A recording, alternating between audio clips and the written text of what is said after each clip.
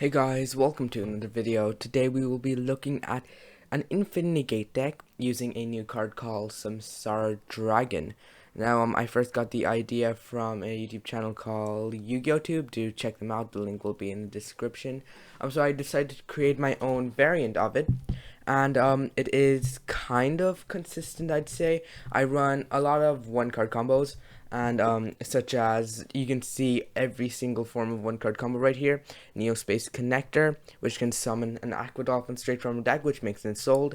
Sublime Knight Expaldin, which can equip Squeak Knight from its deck, who is a Union monster, hence it can summon itself while it's equipped to a monster. And then it's sold. Vision Hero Vion can of course send Malicious to the graveyard, summon back Malicious. That's one card combo. Armageddon Knight is also one card combo. Armageddon Knight and Dark Grepher. Dark Grepher is only one card combo if you open a it's only if you open good stuff like any dark monster basically. Another one card combo would be Summoner Monk, but then you'd have to also open a spell. So right here we are using Cross Out Designator just to basically for this entire combo all you need is an Isolde and any way to negate your own monsters. I couldn't find too many ways. The only two ways I could find were Cross Out Designator and Forbidden Chalice. I just want to negate my own monster's effects till the end of the turn. So right here we are going to show it off. We are going to be using Crossout Designator, and we are going to be banishing Light and Darkness Dragon. You're probably wondering, what? Light and Darkness Dragon? You'll see what we're up to in a minute. We're going to be normal summoning Expaldin. I've showcased Neospace Connector and Bion in my earlier videos. Since we are going to be using OCG cards in this video, we can use Sublime Knight Expaldin. I believe this is coming in Rise of the Duelist, I think. So we're gonna be equipping Squeak Knight, who's the only Fire Warrior Union monster in the game. It will summon itself, and then you can go into an Isolde. Who would have guessed an Isolde? We will be searching something, doesn't matter too much, I just searched another Expaldin. We're gonna go send 4 equipped spells to the graveyard to summon Armageddon Knight. Now the 4 equipped spells we are sending is 1 DDR, Cursed Bamboo Sword, Sword of Deep Seated, and Phoenix Blade. These are probably the best cards to send to the graveyard, the best equipped spells. So we are going to go ahead, use the effect of Sword of Deep Seated, Armageddon Knight, and Cursed Bamboo Sword. Cursed Bamboo Sword will search Broken Bamboo Sword, which is important because you'll see in a minute. We can go ahead, use Armageddon Knight. We'll be sending Plague Spreader to the graveyard, and Sword of Deep Sea comes on top. We'll use Plague Spreader Zombie, use the card we searched off Isolde, put it on top of the deck in order to summon it. Next we can go into Crystron Halki Fibrax, the most loved card of 2020. Crystron will summon Violent Cube, and we will go into a Dawn Dragster. I don't know why your opponent would not imperm you till now, but Dawn Dragster technically insulates you from impermanence. This deck does suffer the same it suffers the same weaknesses as all Infinite Negate decks. This is not Apex Avian, by the way. I know you're blown away. This is not an Apex Avian deck. But basically, stuff happens. So we're gonna use Violent Cube since it was used for the synchro summon of a light monster. We can search DDR. Running DDR in this way, running 2 copies, 1 to send off Isolde and 1 to search, does save you from running 1 extra Garnet in the form of, instead of using Power Tool Dragon, you can just use this. But the problem with that is that you won't get an extra warrior monster in the graveyard. But this deck doesn't loop around Phoenix Blade too many times, so you should be pretty fine. We're going to use Phoenix Blade, add back to your hand. DDR will loop around your Armageddon Knight. Armageddon Knight sends Zephyros, Zephyros bounces it back, and then you can summon it again. Phoenix Blade banishes again, DDR summons again. Pretty basic. And Armageddon Knight will be sending Summoner Monk. We'll make a Dagaris. Dagaris will detach 2 in order to summon Summoner Monk from a graveyard. And now this is where the Broken Bamboo Sword comes into play. We'll discard it for Summoner Monk in order to summon Rescue Ferret. We'll go and do Link 4-star Yuja, and this is really what makes this deck a lot more consistent. if you don't draw your negate early, you can just dig for it. As you can see, I hit a forbidden chalice right here. We don't really need the Moonmare Shield right now. We can just search it later. We're gonna go into use Rectified. Some Samsara Dragon. It's a new card, just got revealed like I believe a couple days ago of the time of recording this. We have Guard Dragon Justicia. It can be any level 4 lower dragon, doesn't matter. And we have Violon Cube.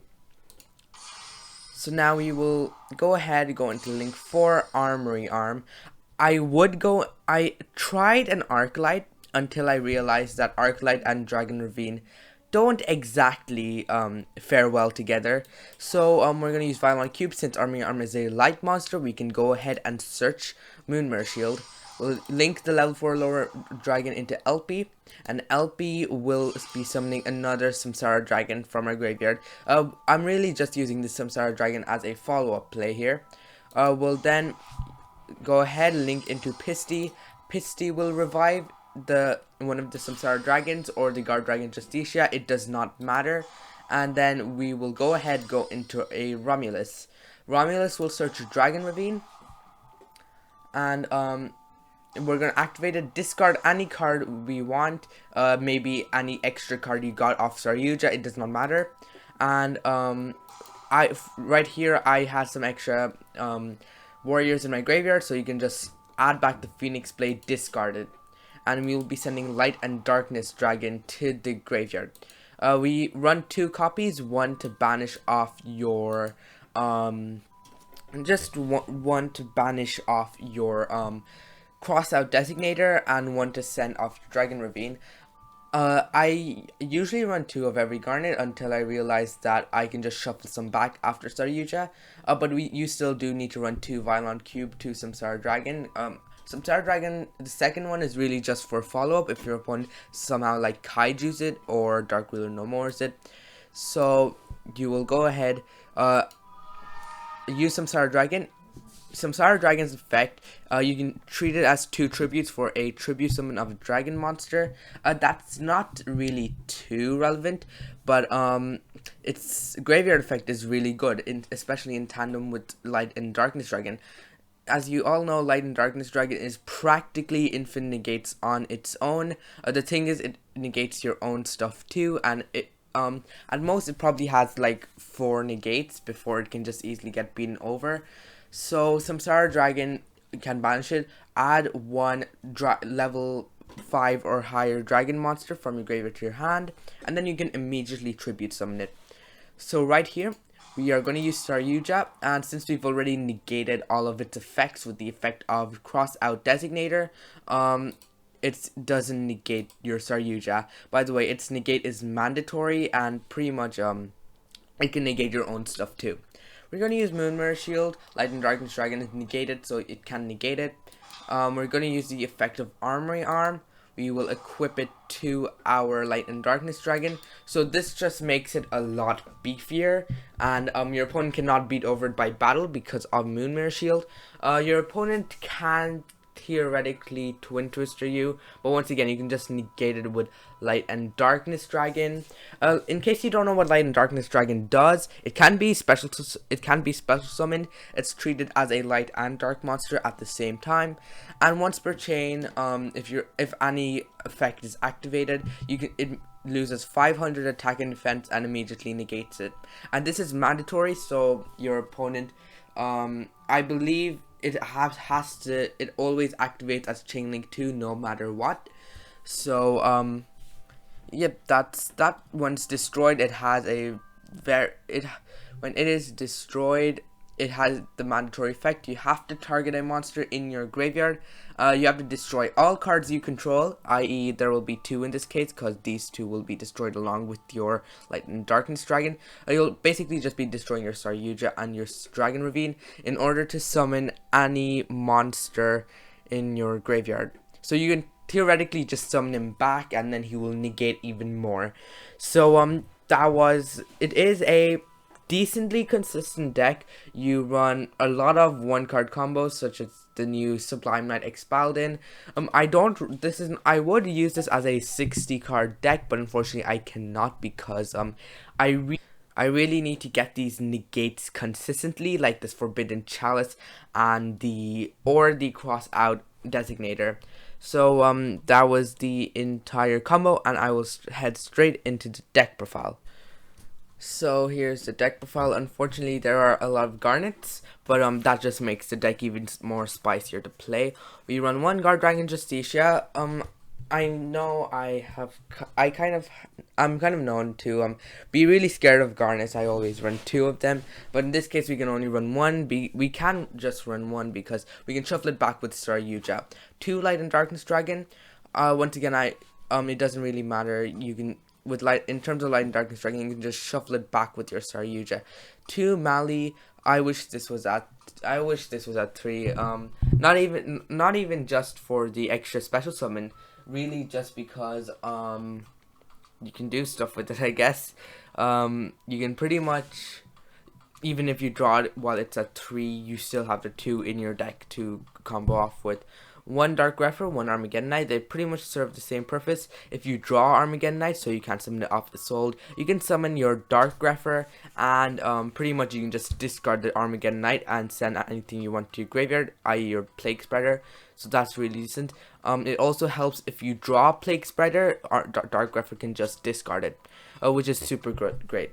We have double Zephyros. Once again, I'm super scared of drawing the Zephyros. It has happened a couple of times. I have PTSD of those couple of times, so I run 2 Zephyros. One Armageddon Knight. Really, we're just going to be looping him over and over and over again. Triple Vion, it's 1-card combo in tandem with Mali. Triple Neospace Connector in order to summon the Aqua Dolphin we have.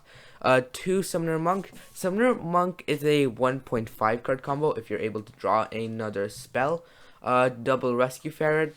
It's our summon of Summoner Monk. Triple X Paladin. It's a new 1-card combo in tandem with Squeak Knight. 2 Violon Cube. 2 is necessary. We'll be summoning one off our Hulky Fibrax and the second one off our Rescue Ferret. 1 Aqua Dolphin to summon off our Neospace Connector.